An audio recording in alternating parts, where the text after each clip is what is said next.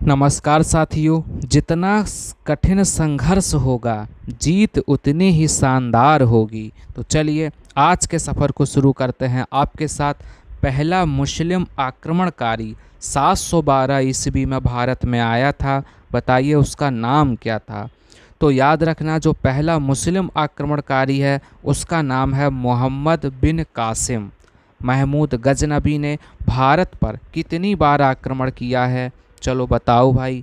तो याद रखना, 17 बार आक्रमण किया है। गजनबी ने भारत पर 17 बार आक्रमण किया है। गजनबी ने सोमनाथ मंदिर पर जो आक्रमण किया है वो कब किया है? बताओ उसकी समय सीमा क्या है? तो याद रखना, उनकी जो समय सीमा है वो 1025 है। 1025 में आक्रमण किया था। अल बरूनी किसके शासनकाल में इतिहासकार था? तो महमूद गजनबी के शासनकाल में जो अल बरूनी है वो एक इतिहासकार के रूप में शामिल था। आत्मकथा शाहनामा, बताओ इसके लेखक कौन हैं? जो शाहनामा नाम की आत्मकथा है, इसके लेखक कौन हैं? तो याद रखना, इसके लेखक फिरदौसी हैं। क्या नाम है उसका? फिरदौसी है। तराइन का प्रथम युद्ध कब हुआ था? तो जो तराइन का प्रथम युद्ध है 1191 में हुआ था। कब हुआ था? 1191 में। किस राजपूत राजा ने मोहम्मद गौरी को पहली बार हराया था? वो कौन सा था भाई? तो याद रखना, वो थे भीम द्वितीय थे। क्या नाम था उनका? भीम द्वितीय थे। इन्होंने मोहम्मद गौरी को पहली बार हराया था। दिल्ली सल्तनत पर कुल कितने राजवंशों ने शासन किया? तो वो हैं 5 राजवंश। कितने हैं? 5 राजवंश हैं जिन्होंने शासन किया है। दिल्ली सल्तनत की शुरुआत किस वंश ने की थी? तो बताओ भाई, दिल्ली सल्तनत पर कौन सा वंश सबसे पहले आया था? तो वो है गुलाम वंश। कौन सा है? गुलाम वंश है।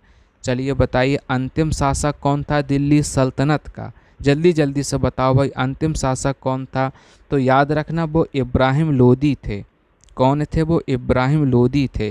भारत में गुलाम वंश का संस्थापक कौन था? जो गुलाम वंश है, बताइए इसके संस्थापक कौन थे? तो याद रखना, कुतुबुद्दीन ऐबक थे। क्या नाम था? कुतुबुद्दीन ऐबक थे।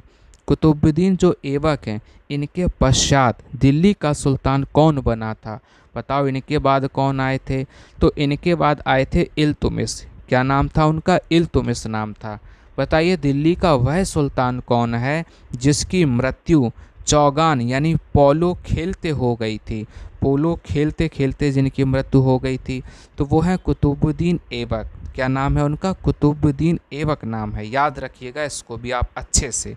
चलिए आज के सफ़र को आगे बढ़ाते हैं। दिल्ली सल्तनत की दरबारी भाषा क्या थी?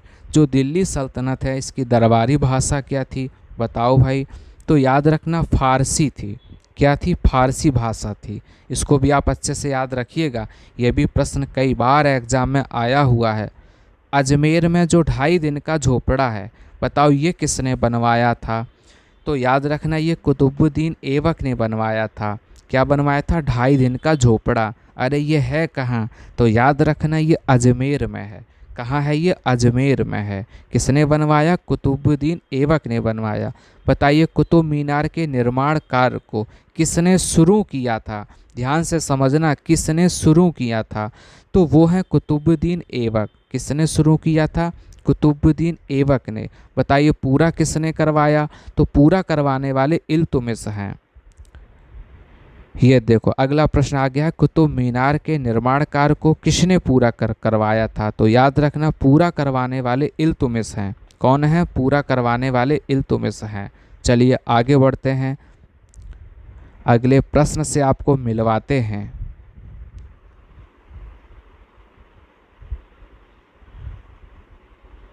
किस दिल्ली सुल्तान ने कुतुब मीनार की मरम्मत की थी? बताओ वो कौन सा दिल्ली का सुल्तान था जिन्होंने कुतुब मीनार की मरम्मत की थी? तो याद रखना, वो है फिरोज शाह तुगलक। कौन है वो? फिरोज शाह तुगलक हैं जिन्होंने कुतुब मीनार की मरम्मत की थी। आज आपको इतिहास से संबंधित कुछ महत्वपूर्ण प्रश्न करवाए हैं जो आपके एग्ज़ाम के लिए बड़े महत्वपूर्ण हैं। जौनपुर शहर की स्थापना बताओ किसने की है? ये जो जौनपुर शहर है इसकी स्थापना किसने की है?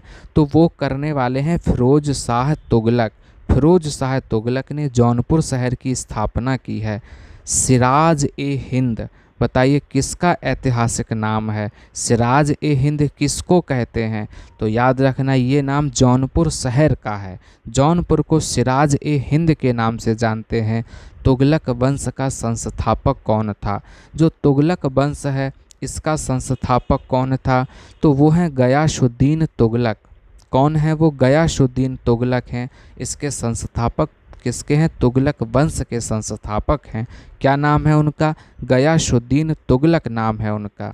बताइए रजिया सुल्तान किसकी बेटी थी? जो रजिया सुल्तान है ये किसकी बेटी थी? तो याद रखना रजिया सुल्तान इल्तुमिश की बेटी थी। किसकी बेटी थी? ये इल्तुमिश की बेटी थी। सभी प्रश्न आपके लिए महत्वपूर्ण हैं और सभी प्रश्नों को आप अच्छे से तैयार करिएगा। किसके शासन काल में सबसे अधिक मंगोल आक्रमण हुए हैं? बताओ। तो वो हैं अलाउद्दीन खिलजी। कौन है वो? अलाउद्दीन खिलजी हैं। चलिए आज का सफ़र यहीं तक। आप सभी का बहुत बहुत धन्यवाद।